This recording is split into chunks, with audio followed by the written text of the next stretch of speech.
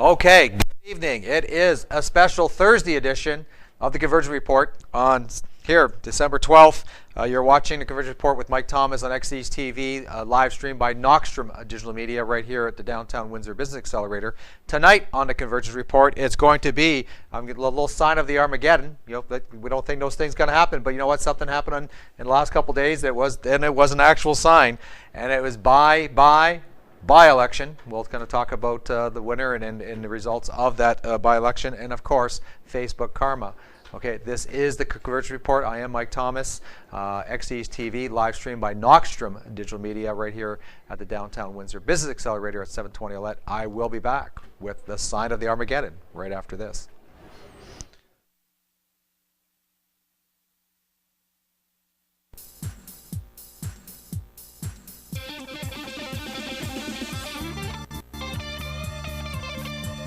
You're watching XE's TV, streaming live from downtown Windsor for the Windsor Downtown Business Accelerator, and this is the Convergence Report with Mike Thomas. We'll be right back.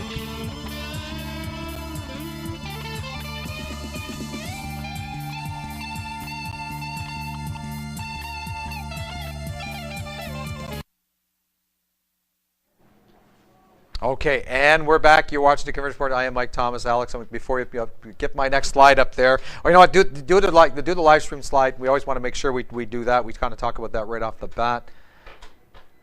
Okay, just waiting for you. Okay, there we go. We are live stream, okay, XE's TV. And if you're watching it live, I thank you very, very much for tuning in right now as we speak. Okay, and it will be, but for those that miss it, we'll be up on YouTube. Usually it's up tomorrow, so make sure you take a look. You know what, make some comments. Let us know what you're thinking about the show. And that is, that's what it's all about. It's what you feel and what we will deliver back to you. Okay, my next slide there, because it is a sign of the Armageddon. And we always kind of watch what's going on, because history, and then what's happening there. Whoa, what's going on here? Talk about the Cuban Missile Crisis, and here it was. And originally, you know what? Just a simple shaking of the hands. And you're looking at Richard Nixon, and this is when he was running for president. I believe it was the first time around up against JFK. And here he is with Fidel Castro when everything was good between the United States and Cuba, and and shortly after that, I think things changed. And was it going into 1961? 61 was the missiles of October, and it was if you go back and you talk to, like we say, okay, my parents, might be some of the kids' grandparents, and it was such a very, very difficult and strenuous time, because Kennedy had made the call saying, if you don't move those missiles, and if you don't get them out of there right now, it's going to happen. And it was pretty crazy.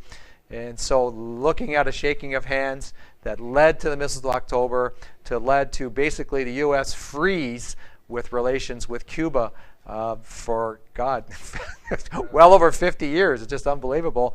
To what just recently happened at the funeral service for the legendary former president of South Africa, Nelson Mandela, where they say, the White House says it wasn't planned, but Barack Obama extending his hand to the current president of Cuba, Raul Castro. He's kind of taken over for Fidel, and they shook hands.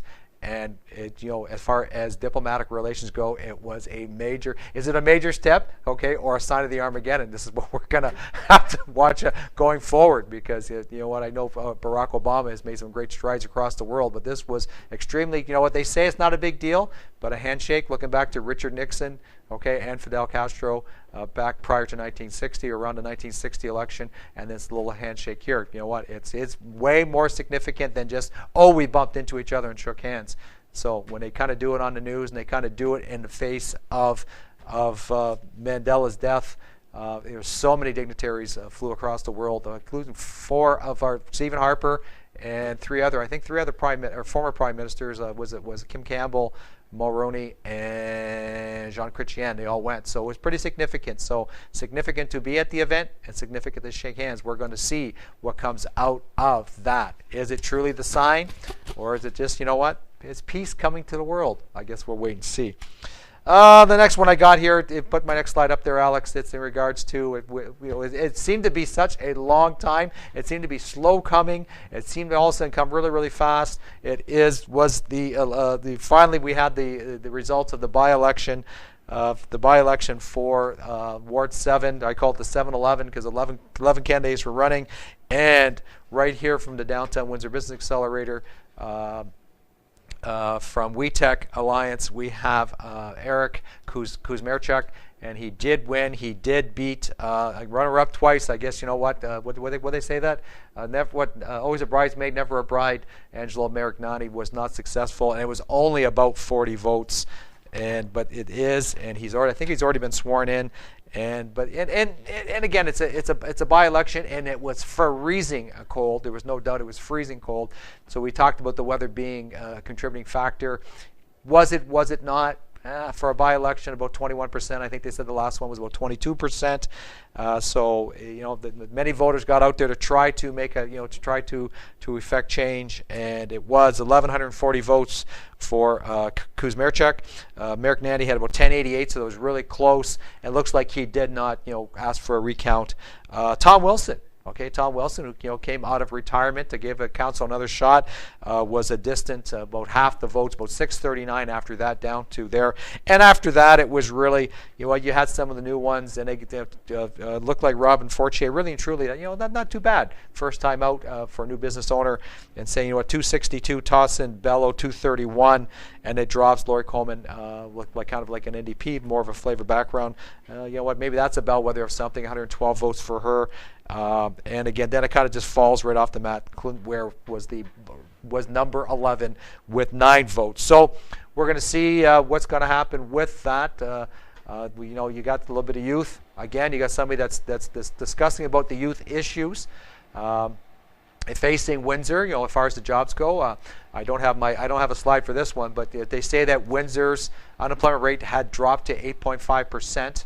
And I showed why is it dropped to 8.5%. I guess we really have to take a hard look at those numbers. Is it the seasonal workers? Is it the Christmas worker time where they've been hiring people? So I think it's since October, beginning of November. So that probably brought it down a little bit. And really, same thing. Is it the fact that a lot of the youth just jump on the train or jump on the plane and give their shot out west? So let's not look at 8.5. Let's see what happens in January, February. Let's see what those numbers bring before we say, we're on such a recovery path at 8.5%, because I really don't think it is happening. That's my personal opinion. And that's what the Convergence Report is so much fun, because I'm able to do that. So here, pop up my next slide there. We want to make sure that we give good congratulations to Eric Kuzmerchuk and for everything he's done. So make sure you take a look at him. You look him up on the net. Let's make sure that, get his feet in the fire fast and say, what are you going to do? You're now got the job. You got 1 year to prove yourself before the next election. Don't forget, there's going to be the whole Windsor municipal election 1 year from now. So let's make sure, give him some tasks to do. Make sure that he gets initiated into being a councillor over and above having to deal with the councillors themselves. So as far as the constituents is, give him a call. Get in contact with your new Ward 7 councillor, and I think he is looking forward to trying to do what he can do to make a difference. And one thing that was pointed out, it was kind of funny. One thing was pointed out, he was one of the non-residents. He was one of the non-residents that has committed, I believe he's committed to move into the ward himself, but it didn't seem to be a factor in this particular by-election, again with 20% of the vote. But let's see, that's the first, I think that's the first promise you have to live up to. Okay, move into the ward and be part of the ward, be part of the constituents, and we'll see what happens from there. So next slide up there, Alex. And it's not to put any pressure on him. I just like this slide. Okay, it was decision 2013. Who'd you vote for, a wolf, lion, or a sheep? And I just said that. Okay, move into the ward, Eric, and be one of the sheep. Not to be a follower, not to be a sheep follower, but be one of the sheep and listen to the other sheep, and not be a wolf or a lion and gobble them up and just get pulled into council and make decisions based upon what's popular. Make sure that we're going good, sound decisions for the Ward 7 constituents. That'd be nice to see. Okay, so that was kind of quick, and I'm going to take a little bit of break here there, Alex. Okay, so this is the Convergence Report. I am Mike Thomas, and I will be back. Okay, live streamed by NOXTROM Digital Media right after this.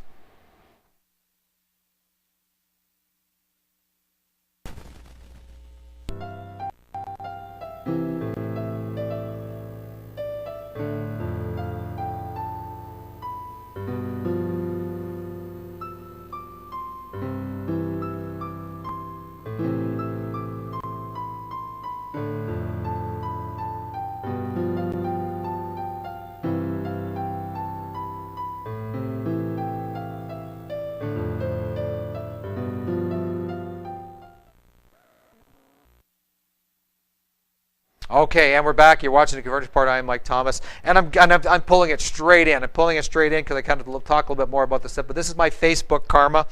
I always like talking about my Facebook karma. It's what you see. It's what you see on the net, or what you put on the net. What you post on the net is what you see on the net. And I'm just trying to find my sheet. I just kind of put. Oh, gee, I just put it down for some crazy reason. I don't know why I did that. Where'd it go? The first thing I want to talk about, and it's happening again, and we had talked about this a little while back already. We had talked about the fact is what you do on social media, on what you post or what you say, okay, does it affect your job? And here we go again, and I just want to make sure, I'm trying to make sure I just had it a minute ago. And I'm just trying to find out where I put the paper, but it was a notice that was sent to. There was a notice that was sent to the union in regards to Facebook policy. And you just have to give me a minute here because I don't know what I did with it. I had it here, and I want to be able to read it, so that's why. Oh, okay. And it was a notice, and this was to what they say, Local 3003 Unit 4, and it was for Unit 4. Winnipeg, Manitoba, and it said to all uniform members, okay, at New Flyer, please be advised that the company is monitoring members' Facebook pages. So here they do this. They let the union know this is what we're doing. The company is of the understanding that they can access your information. In other words, the company woke up. They woke up. So if you're kind of complaining or you're kind of bitching out the company on Facebook, and they'll access your information for company use, up to and including discipline, to the point of termination. In other words, they will, you know what, it will do this up to the point. So when we're really going to scare you, we might not fire you, but we're going to take you to task, okay, if you are using Facebook to talk about your employer, to talk about what's happening in your workplace. And also be very careful who you allow access friends to your Facebook, as the information that may be providing your personal information to the company. So in other words, you might let somebody in, and that person's watching what you're saying and doing on Facebook and reporting it back to the company. You know, this is kind of like a crazy variation of, you know, somebody listening in the bathroom stall to the employees talking about what's going on in the bathroom, okay, or the restroom, and then reporting it back to the supervisor, reporting back to HR or labor relations. So it's kind of crazy. So people don't think this stuff's happening. It's happening, and I always kind of laugh. The Facebook karma, okay. Be very careful out there what you put up there, and it could be late at night for some other reason, or could be careful if you're doing it during work hours because they're watching that. But they're watching, and if you don't support and do what you need to do, they're going to pull you in the office, and they are going to take you to task. And I think that is a crazy Big Brother. I keep talking about Big Brother Facebook karma. It is here, and it's unbelievable, but it is happening. There is no doubt. So be careful. Be careful out there. That's only the beginning. And it's probably, you know, if this is starting to pop out in official news releases or official media releases, that means they've been doing it for a lot longer that people didn't know. And they were probably told you can't do it sneaky. You got to be above board. Now they're coming out, and they're coming out quick. So be very careful with this. I'm just telling you. Watch what you're doing. Okay? So, lots of crazy news going on and popping, like same thing, popping in my Facebook karma. So in my next one here, it is what is going on. Oh my goodness. You know what? He's almost like the bad Santa. I'm going to talk about Stephen Harper here. He takes off and goes to South Africa, and then all of a sudden they start dropping all kinds of crazy news. You know what they say? It's Canada Post. Canada Post is a crown corporation. It's owned by the federal government. The policies that are enacted are by Stephen Harper and his government, and there's no doubt about it. And here we go. They've done, and they have been talking about this for a long time. You know what? Why are we delivering mail to the door? Why are we putting, you know what, we can put boxes up and put them up wherever, just like the rural people. We'll still deliver out there. We'll drop it off to you. But you know what? The suburbanites, everybody else needs to walk and go get their mail from a great big box. We don't need posties after all these years walking around. And they're timing it. And what you got to be really, really careful here. They're timing it with the fact. Is that they're all getting a little bit closer to that retirement age. You know what? You're starting. I'm going to talk about in a minute between some of our older manufacturing plants, our older seasoned seniority employees, and they're determining now that, you know, we can let them go and nobody's going to complain, and nobody likes the posties, and nobody likes the auto workers, and nobody likes, you know what, the teachers are going to be next, and the nurses are coming after that. So everybody thinks that they live in their own little bubble, in their own little world, and it's not going to make a difference. Well, I'm telling you right now, it's happening. And say between 6,000 and 8,000 jobs would be eliminated through attrition. That is another 6,000, 8,000 jobs they're not replacing. So when you're sitting there looking at your kid down at the basement and you say, why can't you find a job? It's because they keep on taking the jobs away. And then when election comes up, we keep putting the conservatives in. And you really got to take a hard look at that. Okay? Really got to take a hard look federally when they're taking your jobs away. And why are these jobs disappearing? We can blame the provinces. We can blame, it's the federal policies where it all begins. We go back to, and I'm very, very literate on this subject. Anybody wants to you want to debate me? We can do this. Okay, it all began when the auto pact disappeared, and once the auto pact disappeared and everybody realized, all the corporations realized, you don't have to be here, to be able to sell things here, to do things here. And the federal government said, yeah, that's the best way. We should all be global. Guess what? They're taking Canada out globally because we're not big enough and we're not strong enough to fight it, or at least Ontario's not. Maybe if we had oil in Ontario, maybe we could do it. But right now, we're not being able to do it. And electricity-wise, they're making us pay so they can sell it. Okay, sell it to North America. So there's some crazy, crazy things happening. Harper versus the postal workers. Give me my next slide up there. The more devastating news. Okay, we already talked about Heinz. And again, this is not about auto anymore. When it was auto, was GM Chryslers and Fords. Nobody was really caring too much because they're going like, okay, that's how it works. Got to be globally competitive. Okay, then now they're taking our food stuff. They're taking our food stuff right out of Canada. Something we've been here, 500 jobs disappearing in London. London is usually neck and neck with Windsor in regards to unemployment. And if you listen to the CBC when the news broke, there's so many people that were shocked. They told the employees, they dropped it on them again. It's your Christmas gift. Oh no, we're not closing you by 13. We'll be closing you by 2014. But again, the closure is happening. And it's 500 good paying jobs. Again, pensions and benefits, and people are asking for, and where do my kids go? And they're talking, I think it was the north side of London, which used to be heavy manufacturing base for London, and they said it's just gone. It's absolutely just gone now. And you know, how are our communities going to, our decent communities going to be able to survive when all the manufacturing is gone, all the jobs at Walmart and Tim Hortons? Sorry, they're not going to be able to keep the tax base up. They're not going to be able to service the communities, and this is another devastating blow, okay, to the London community right there. So let's see what Stephen Harper thinks about this. So put it up there, Alex. A great big thumbs up. Okay, big thumbs up. They say, you know, we don't need these manufacturing jobs. I guess when you're a politician and you got a really good lucrative pension, okay, and you can fart around with the Senate all day long, but you know what? If you're taken care of, you don't have to worry about the everyday working people. And I guess it's such a regression. If you talk to your neighbors, talk to your friends, it's such a regression. It's unbelievable how they've pushed it back down, and then wondering why, okay, there's so many deficits across the board. So.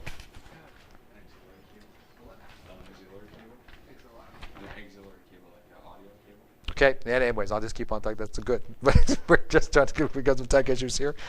So anyways, Alex, put my next slide up there. You know what? I'm going to take a break. You know what? I'll take a break right now. We'll go to commercial, and I'll be back right after this, and we're going to talk a little bit about the Windsor Express. And, of course, the Snow Bowl. Everybody's kind of shuddering at the Snow Bowl. I am Mike Thomas. This is the Convergence Report, live streamed by NOXTROM Digital Media right here at the Downtown Windsor Business Accelerator. I will be back right after this.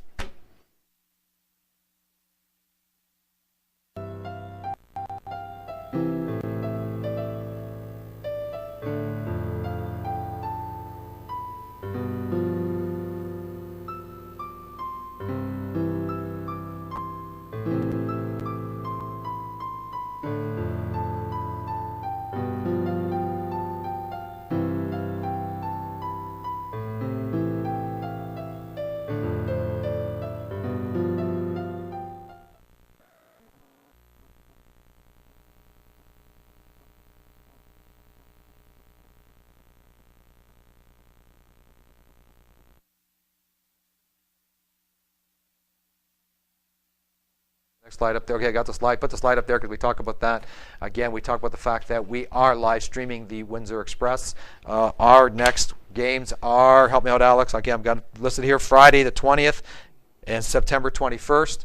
Okay, are going to be our next games that we are going to be able to live stream, and we'll, we kind of do this. It's much more, it's. Producer, like, okay, I'm trying. I've set my schedule. I'm definitely trying to be one of the producers, and we're trying to get Betty Goodell and Ash Nicole. We're all kind of kicking in and pitching in to make sure that we can do good quality production for the Windsor Express. Again, I'm trying to look at that. Another good season going on. We're 9-5 going forward. Like I said, and I think today's the 12th. So they're kind of on the road right now against the Halifax Rainmen, St. John Millrats, and the Island Storm. And I just talked to some people from the Island. Actually, they were talking about their team facing the Windsor Express, and they're on their way back. But that's the next 3 games are on the road up to the 15th, and then we'll be back at home, and that's what we're doing. So do tune in, and if you want some, if you're really considering some ad sponsorship, do get a hold of us at our website, www.noxtromdigitalmedia.com, and check it out. Let us know, drop us a line, and we'll get in contact with you to make sure that you get your sponsorship on our live stream. And we really want to kick this into action beginning in the new year, so there's no doubt there. My next slide there, Alex. Okay, and do remember, we got the Clash at the Coliseum. We are definitely pumping that one up big time. So don't forget, January 15th, tickets are on sale. And I just saw it again, Facebook Karma. I saw it on the Windsor Caesars, or the Caesars Windsor site. And again, if you are one of the Caesars Windsor members, whether it's gold, platinum, silver, whatever their statuses are, do check them out. You do get a discount on tickets. We want to make sure we fill up that arena to make the Clash at the Coliseum one big show and be able to showcase this at a very, very high level. And I think that's so very important. So don't, check it out. Okay, if you're a member, okay, check out the discount. And if you're not, buy some tickets and get down to the Caesars Windsor for the game on Jan 15th. Okay, let's now go to the Snow Bowl there, Alex. Oh my goodness, was this ever a crazy game? We were checking the weather.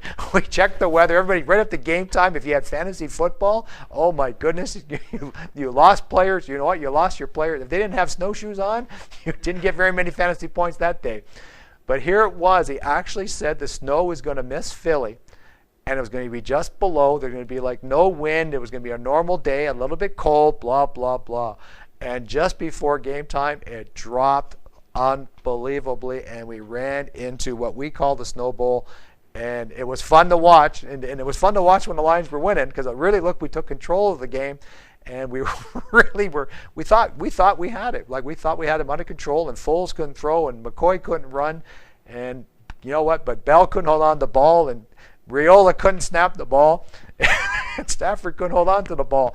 So it was 7 fumbles, and before we knew it, all of a sudden McCoy, three runs. It was 3 runs where he just blew through, and our guys dancing in the snow couldn't catch him, and it really, really just changed. And it was, bottom line, it was the Eagles took a little bit more of a stranglehold on winning their division, and the Lions kind of got pushed back, tied with Chicago, and Green Bay is back to 6-1 with Aaron Rodgers supposed to return this weekend. So we aren't done yet. We got 3 games with the Monday Nighter coming up against the Baltimore Ravens, who had their own crazy game between the Baltimore Ravens and the Vikings, where in the last minute and a half it was Ravens winning, Vikings took the lead, Ravens got it back, diving catch, 2 toes in the end zone for them to get a victory, and that's who we're playing on Monday night. So we control our own destiny, but this team, they definitely make it tough. There is no doubt they make it tough.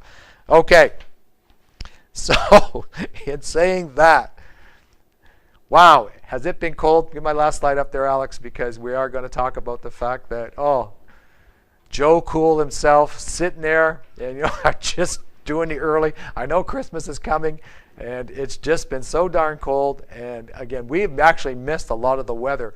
But what we saw last weekend, if it's going to be this cold, like everybody's saying, and actually London above or Kitchener-Waterloo, it just getting dumped on it. It's actually, we're this little bubble that's not getting hit right now. But in saying that, it's 143 days till summer, so maybe that will give us a little peace of mind when we run to our cars and make sure we got our gloves and our hats.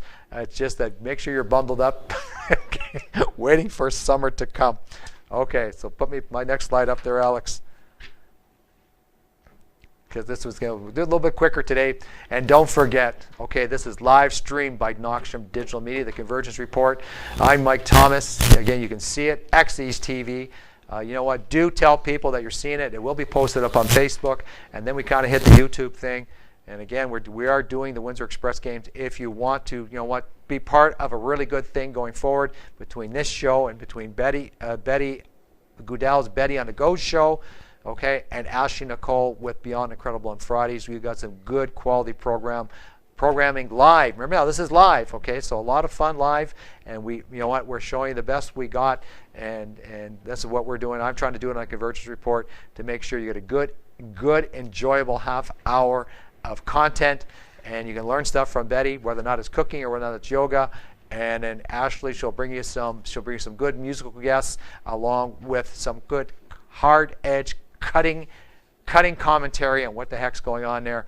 And you know what? It's usually on Ashley's show, right, Alex? Who's the guy? Who's the guy that shows up on the commercials? What's his name?